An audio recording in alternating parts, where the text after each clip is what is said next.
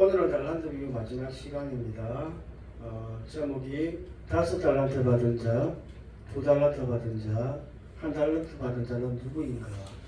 달란트 비유에서 달란트를 사람에게 있는 재능, 재주, 소질을 말하는 것이 아니라는 것을 이제 여러분 다 아셨을 것이라 생각을 합니다.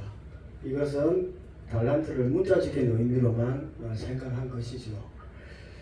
달란트 비유에서 달란트가 사람에게 있는 재능, 재주, 소질이 아니라는 것을 말하는 것이 오늘 14절 말씀이에요. 14절 말씀이 달란트가 우리가 흔히 들었던 재능을 말하는 것이 아니구나 라는 것을 알 수가 있어요. 14절 말씀 한번 우리 성임자매가 읽어줄래요? 또 어떤 사람이 타국에 갈 때 그 종들을 불러 자기 소유를 맡김과 같으니 14절에 보면은 어떤 사람이 주인이 타국에 갈 때 그 종들을 불러 자기 소유를 맡긴과 같다라고 이렇게 표현되어 있습니다. 어떤 사람, 즉 주인이 자기 소유라고 했어요. 자기 소유. 자기 소유라고 하는 것은 어디에도 없는 오직 그 주인에게만 있는 귀한 것을 얘기합니다. 여기서 어떤 사람, 주인은 누구를 의미하고 있죠? 하나님을 의미하죠.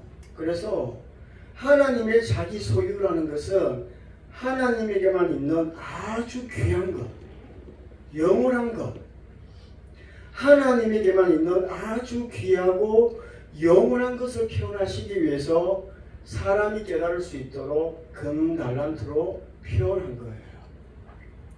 그렇다면 하나님이 그 종들에게 주신 하나님에게만 있는 금달란트와 같이 귀한 것, 영원한 것이 무엇이겠습니까? 당연히 메시아 언약, 구원의 언약을 말하고 있습니다. 이것이 너무 귀해서 하나님이 이스라엘 백성들에게 구원의 언약을 주신 것이 이것이 너무 귀해서 금달란트로 표현해 놓은 것이죠. 그래서 예수님이 달란트 비유를 통해서 말씀하시고자 하시는 의도를 우리가 지금까지 들어왔던 것처럼 하나님은 각 사람에게 재능을 주셨다. 이렇게 말하거나 하나님이 당신에게 좋은 재능을 주셨으니 열심히 헌신하세요 라고 하는 것은 너무나 하나님의 뜻에 이 말씀하신 예수님의 뜻에 상관이 없는 말들입니다. 예수님의 초림 당시에 바리새인과 사두개인 등 종교 지도자들이 백성들에게 어떤 누룩을 먹였죠? 인본주의적인 누룩입니다. 육신적인 누룩이죠.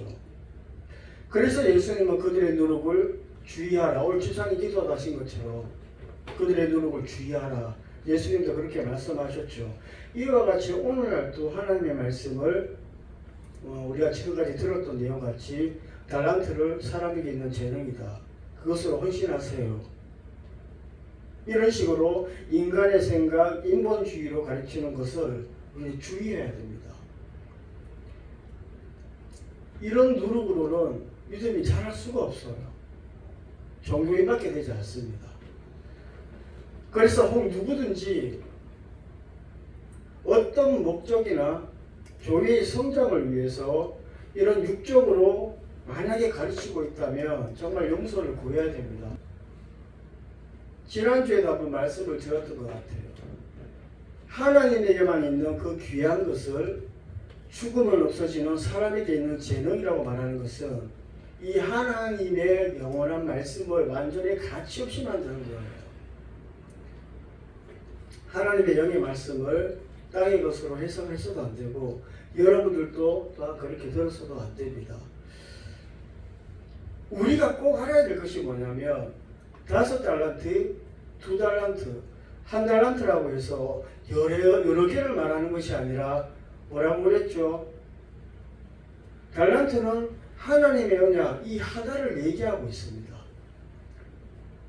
생각해보면 하나님의 언약을 누구에게는 5개를 주고 누구에게는 2개를 주고 누구에게는 하나를 주고 이게 맞지 않는 거죠.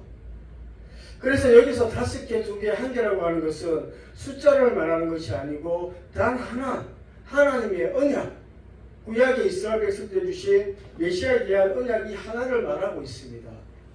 오늘 본문의 제목이 5달란트, 2달란트, 1달란트 받은 자가 누구인가라는 제목입니다.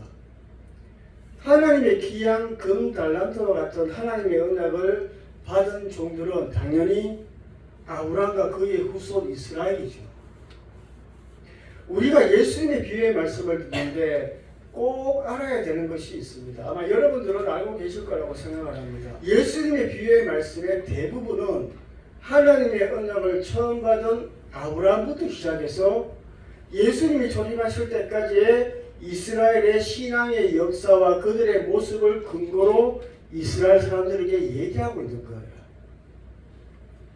그래서 예수님의 비유의 말씀은 많은 부분, 먼저는 하나님의 언약을 가지고 살았던 이스라엘 사람들을 대상으로 하고 있고, 그리고 우리에게 적용을 하는 거예요. 그래서 본문에 나오는 5, 2, 하나라는 것은 누구에게는 재능이 몇 개 있다 이런 것이 아니라 하나님의 언약을 받은 이스라엘 사람들의 각각의 역할적인 부분을 말하고 있습니다. 이 부분은 중요하거든요. 그래서 제가 예를 하나 들어봤습니다.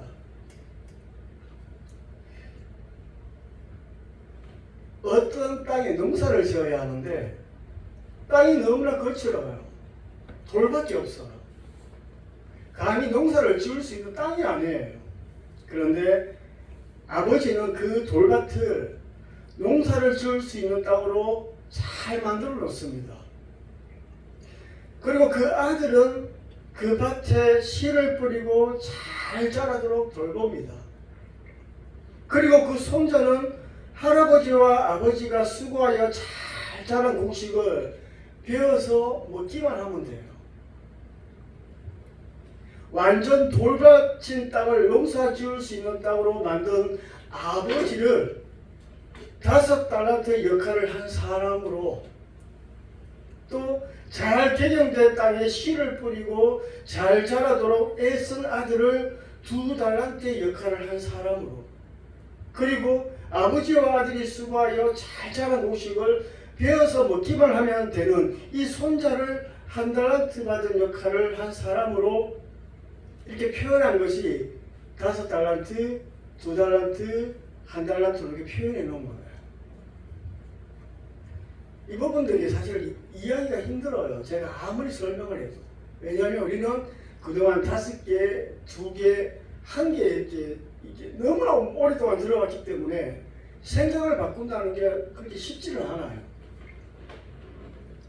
그런데 이 1달란트 받은 1달란트의 역할을 받은 이 손자는 아버지와 아들이 수고하여 잘 자라난 곡식을 베어서 먹기만 하면 되는데, 이것이 1달란트 받은 자의 역할인데 그것마저 하지 않아 아버지와 아들이 수고해서 만들어낸 그 귀한 곡식을 엉망으로 만들어버리고 1달란트 받은 역할을 받은 그 손자는 그 풍요를 누리지 못하게 됩니다.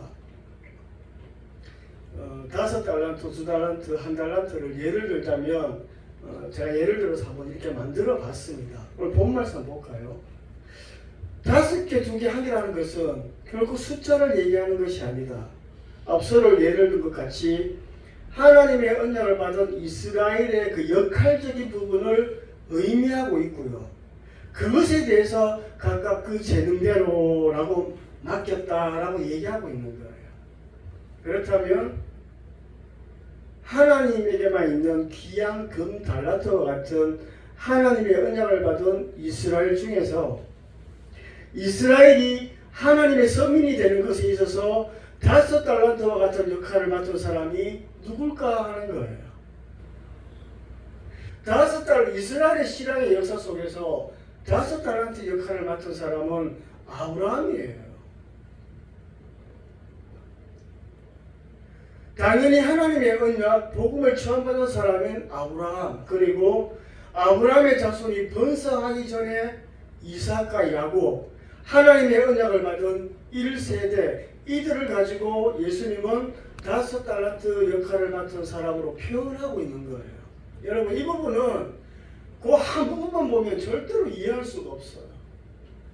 이스라엘 신앙의 역사를 한번 살펴보면 그때서야 비로소 예수님의 달란트의 의미를 알 수가 있습니다. 그렇다면 2달란트를 받은 사람, 2달란트의 역할을 맡은 사람은 누구일까요? 하나님은 모세를 통해서 광야로 인도하시고 그곳에서 모세에게 율법을 주셨습니다. 성막을 짓게 하시고요. 제사법을 가르쳐 주셨습니다.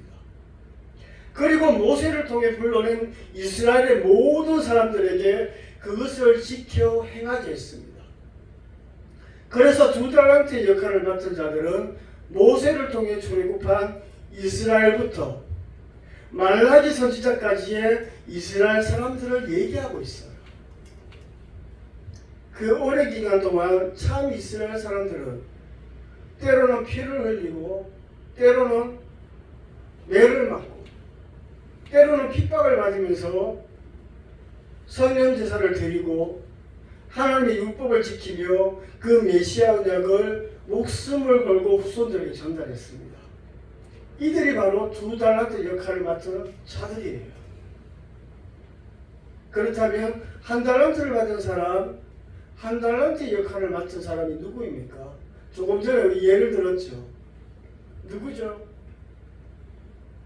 말라기 선지자 이후 그리고 예수님이 그 땅에 초림하셨을 때까지의 유대인 이스라엘 사람들을 말하고 있습니다.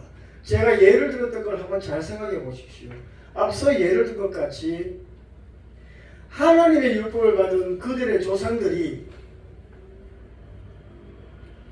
그 율법을 지키며 그 후손에게 전달함에 있어서 때로는 피를 흘리며 때로는 핍박을 받고 그러면서도 하나님에게 받은 율법을 그 언약을 후손에게 전달했습니다. 우리 너무나 많이 들었잖아요. 이렇게 선조들로부터 귀한 금달란트와 같은 하나님의 것을 이어받은 후손들은 조상들이 이루어놓은 그 삶의 터전을 잘 관리하고 선지자들의 말에 귀를 기울이고 하나님의 율법을 지키며 그들에게 전달한 메시아에 대한 언약을 굳게 잡고 사는 것이 그들의 본분입니다. 이것이 1달란트 받은 자들의 본분이에요. 그들의 역할입니다. 한마디로 1달란트 받은 자들, 예수님이 오셨을 때 그 땅의 백성들은 여러분 그 믿음의 선조 1세대들 얼마나 고생했습니까? 고향을 떠나 그 머나먼 길, 정처 없이 떠도는 길, 언제 죽을지도 모르는 그 광야길을 그 헤맸던 1세대 아브라함과 이삭하고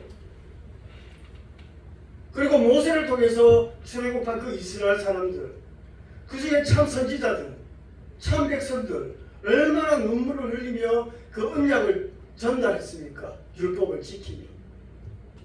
그러면 마지막 이 예수님 당시의 후손들은 이제 완성이 됐잖아. 자리를 잡았잖아요. 강에 들어가서 이제 정착이 되었잖아. 그러면 선조들이 물려준 피와 눈물과 핍박을 받으면서도 그 후손들에게 전달한 메시아에 대한 언약을 그 삶의 터전을 잘 관리하면서 율법을 지키고 온전한 성전제사를 드리면서 메시아에 대한 언약을 품고 그렇게 온전히 신앙생활을 하는 것이 이 1달란트 받은 자의 역할이에요. 그들의 역할이 그겁니다. 그런데 도리어 선조들이 전달했던 그 언약을 어디다가 묻어버렸죠? 자기 지식, 자기 경험, 자기 생각, 세상의 정욕적인 마음속에 그 마음밭에 감추어버리고 그렇게 하나님의 말씀을 깨달으려고 하지 않는 게으른 종, 하나님의 뜻을 모르니 자기 의대로 자기 만족을 위해서 자기 열심으로 행하니 하나님 앞에 악한 자가 되어버렸다는 거예요. 그래서 심판을 받게 된 것을 얘기하고 있습니다. 그들이 누구입니까? 종교 지도자들, 바리새인들, 사두개인들, 서기관들, 유대계에 빠진 사람들. 그들이 누구라고요? 그냥 전달해 주신 그 언약 그 지키면서 감사하며 그냥 메시아 언약을 품고 메시아 오실 때까지 그것이 그들에게 맡긴 한 달란트의 역할이에요. 근데 엉망이 되어버렸다는 거예요. 물론 2달란트 역할에 속한 자들 중에서도 하나님과 상관이 없는 자들이 있었죠. 거짓 선지자들, 우상 숭배했던 백성들, 그러나 수많은 사람들, 그리고 1달란트 역할에 속한 자들 중에도 예수님을 영접한 자들이 있습니다. 그들이 누굽니까? 사회로부터 외면당하고 무시당했던, 그러나 조상들이 물려준 그 하나님의 언약을 가슴에 품고 최선을 다해 하나님의 율법을 지키고 참된 예배를 소망했던 과부, 나그네, 고아, 병든 자, 스불론과 납달리 사람, 사마리아 여인을 포함한 사마리아 사람들, 이들이 예수님을 영접한 정말 1달란트 역할을 잘 맡았던 사람들이에요. 그렇다면 신약에 우리는 몇 달란트 받은 사람에게 속할까요? 우리는 어디에 속해 있을까요? 몇 달란트 받은 자에 속해 있을까요? 우리는 아브라함처럼 하나님의 언약을 받은 적이 없습니다. 그러니 광야를 떠돈 적도 없죠. 우리는 모세를 통해서 불러낸 이스라엘 사람들을 통해서 그 메시아 언약을 받고 메시아 언약을 전달한 적이 없어요. 우리는 성령님이 오실 때까지는 예수님이 누군지도 몰랐어요. 그리고 우리가 받은 구원의 은혜는 어떤 은혜? 값없이 주신 은혜예요. 그저 받은 자예요. 그럼 우리는 몇 달란트 받은 자에 속할까요? 1달란트 받은 자에 속합니다. 신약의 모든 사람, 신약의 모든 이방인들은 다 하나같이 몇 달란트 받은 자에 속한다고요? 1달란트 받은 자에 속해 있어요. 그래서 누구는 많은 재능을 받았고 누구는 적은 재능을 받았고 이런 말 자체가, 그리고 1달란트에 속한 자들에 대한 비유의 말씀이 무슨 말씀이죠? 문화 비유예요. 문화 비유는 철저히 우리 믿음의 신약의 사람들에게 조명해놓은 말씀이에요. 거기는 전부 다 한 문화씩 받아요. 구약의 이스라엘에게 주신 하나님의 금달란트와 같은 귀한 하나님의 것은 메시아 언약이죠. 그렇다면 신약이 우리에게 주신 하나님의 금달란트와 같은 하나님의 귀한 것, 하나님의 소유는 무엇입니까? 복음, 그리고 재림의 약속, 새하늘과 새 땅에 대한 약속이에요. 이게 하나님이 지금 우리 신약의 사람들에게 주신 금달란트와 같은 하나님의 자기 소유고 귀한 것입니다.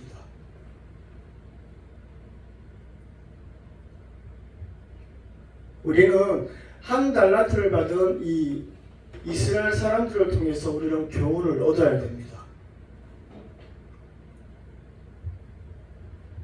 1달란트 받은 이 신약의 사람들 중에서 누가 구원을 받습니까? 제가 누누이 말씀드렸습니다. 물과 성령으로 거듭난 자만 구원을 받습니다. 목사가 구원받는 게 아니고요. 장로가 구원받는 게 아니에요. 교회 일을 많이 한다고 구원받는 게 아니에요. 누가 구원을 받습니까? 물과 성령으로 거듭난 자만 구원을 받아요. 하나님의 뜻을 깨닫는 자가 구원을 받습니다. 당연히 한 남자와 한 여자가 결혼을 하면 당연히 서로의 뜻을 알지요. 10년, 20년 사는데 남편의 뜻을 모르고 아내의 뜻을 모른다는 것은 부부가 아니죠. 이처럼 영적인 부부관계인 예수님과 우리의 관계도 마찬가지예요. 예수님의 뜻을 아는 자가 그가 정말 구원받은 자예요.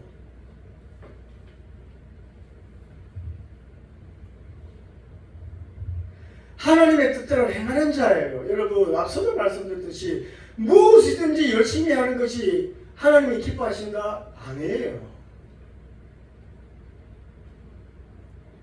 그리고 육신의 정욕과 안목의 정욕과 이생의 자랑을 십자가에 못 박아버리고 이것이 판단하는 개념이죠. 그리고 예수님의 재림과 새하늘과 새 땅에 대한 약속을 믿고 그것을 소망하는 자가 구원받는 자예요.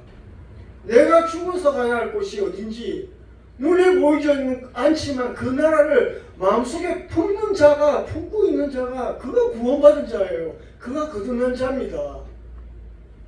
자기가 죽어서 가야 될 곳이 어딘지를 몰라요. 그런데도 예수님 믿고 구원받겠대요. 말이 된다고 생각하세요? 여러분, 거듭난 성도는 분명히 자기가 죽고 난 뒤에 갈 영원한 나라를 분명히 압니다. 분명히 압니다. 왜냐하면 성령이 그것을 깨닫게 하시기 위해서 이 땅에 내 속에 오셨기 때문이에요. 분명히 압니다. 반대로 한 달란트를 받은 신약의 사람들 중에 누가 게으르고 악한 자로 심판을 받습니까? 이미 말씀대로 예수님을 알고 예수님을 믿는다고는 하지만 때로는 목사가 되고 직분을 받았지만 하나님의 뜻을 알려고 하지 않고 하나님이 말씀하신 복을 눈에 보이는 세상의 것에 다 두고 있는 자, 세상의 소망을 두고 있는 자, 그리고 하나님의 뜻과는 상관없이 열심을 낸다는 것이 자기 열심, 자기 의로 나타난 열심, 자기 만족을 위해서 나타내는 열심, 눈에 보이지 않는 예수님의 재림, 새하늘과 새 땅에 대한 소망이 없는 자. 여러분, 자기를 돌아보면 단번에 알 수 있는 내용이에요. 이 말씀을 듣는 누구든지 내 속에 나는 새하늘과 새 땅에 대한 소망이 있는지 없는지, 예수님에 대한 재림에 대한 소망이 있는지 없는지 생각해 보면 누구나 다 알 수 있습니다. 이런 자가 없는 자는 하나님 앞에 게으르고 악한 자라는 거예요. 우리는 너무 눈에 보이는 것에 자꾸 집중하게 만듭니다. 일을 하세요. 헌신하세요. 뭘 하세요. 그렇게 하다 보니까 정말 정확한, 정말 중요한 이 눈에 보이지 않는 소망에 대해서는 가리워져 있더라는 거예요. 말씀을 맺을게요. 3시간에 걸쳐서 이렇게 달란트 비유를 여러분과 나누어 봤습니다. 달란트 비유는 아브라함 때부터 예수님이 재림하실 때까지 하나님의 언약을 받은 이스라엘을 세 등분으로 나누어서 그들과 셈하는 장면이에요. 우리는 이제 예수님이 말씀하신 달란트 비유의 의미가 무엇인지 알게 되었고요. 하나님의 모든 말씀은 영에 대한, 영원한 것에 대한 말씀이에요. 물과 성령으로 거듭난 자만이 눈에 보이지 않는 동안 소망을 소망하게 됩니다. 하나님의 말씀을 깨닫게 됩니다. 이 말씀들을 여러분들이 잘 기억하셔서 하나님이 주신 말씀을 날마다 깨닫고 그 말씀대로 살아가는 우리 모두가 되기를 예수님의 이름으로 축복하고 기도합니다. 다 같이 기도하겠습니다. 지난 3시간 동안 주신 말씀을 통해서 우리가 얼마나 하나님의 말씀을 육적인 것에 맞추어서 살아왔는지, 그리고 들어왔는지,